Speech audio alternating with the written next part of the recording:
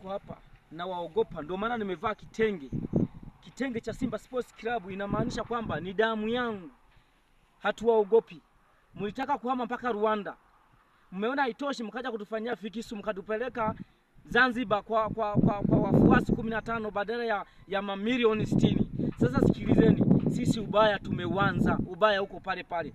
Na endeleeni kuzichukua klabu zote za Tanzania ziwe GSM, si ubaya ubwela?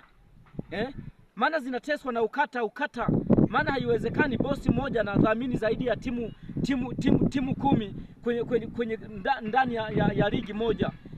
Sasa kwa sababu tumeshaonana sisi ni ubaya ubwela. Naona mnafanya mapandikiza, akina Mwigulu Nchemba wanajigawia vipande tu. Haijalishi kwamba wao ni viongozi wa siasa, ni viongozi wakubwa, tunawategemea sana, halafu yani ni watu waropokaji tu au mawaziri. Sasa hangaikeni na hivyo viligi vyenu, halafu sisi tumeweka 2.6 kibindoni.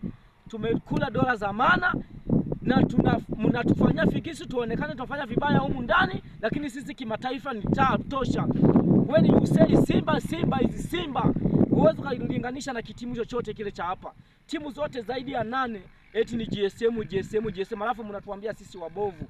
Sisi hatuhangaiki na ninyi, ila sasa mtujue sisi ni wabaya, na ni wabaya kweli.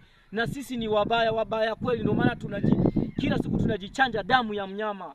Sisi ni hivi, tutaufanya ubaya na hii nchi mtaikimbia. Maana kila mnachokifanya ni kuzoofisha. Mnajifanya eti mnapambana, eti nyinyi mnaupiga siyo mnaenda kwao, kumbe mnaenda kwao mmeshawanunua. Ila sisi sasa hatujifichi sura, tumevaa vitenge, tuko safi kwenye kaniki tosha, na wala hatuwaogopi.